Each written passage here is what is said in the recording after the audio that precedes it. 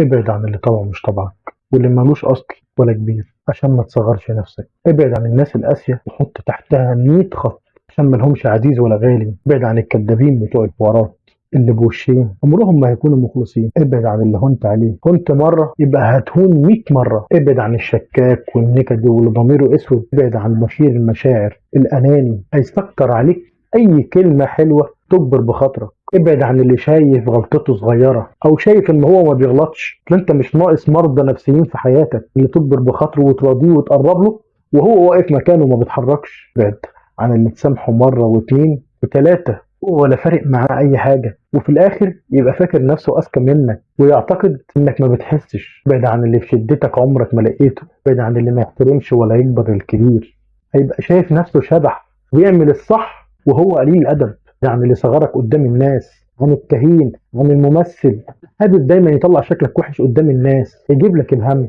ابعد وبس، ما تبصش وراك تاني. صدقني اللي هيخسرك مش هيعوضك العمر كله. ابعد من غير ما تعاتب. العتاب اتعمل للناس المحترمة الراقية اللي أخلاقهم عالية واللي انت لسه باقي عليهم. خليك باقي على اللي باقي عليك. ما هو أصل إنك تتسحب من حياة الناس قليلة الأصل دي مش ندالة، وانتهى القوة والجدعنة. قرب لولاد الأصول اللي تقرب لهم خطوة يقربوا ألف، واللي قعدتهم مش هم ونكد وغم ووجع قلب. اللي ما بيعرفوش يجيبوا سيرة حد ولو اتكلموا على حد ما بيتكلموش عنه غير بكل خير بس. اللي لو ما كلمتوش يكلمك هو يسأل عليك. مش شرط ان انت اللي تسأل بس. قرب للشبعان القنوع عارف يعني ايه كبير ما يرفعش عينه عليه ابدا، ويعني ايه مبادئ وقيم واخلاق.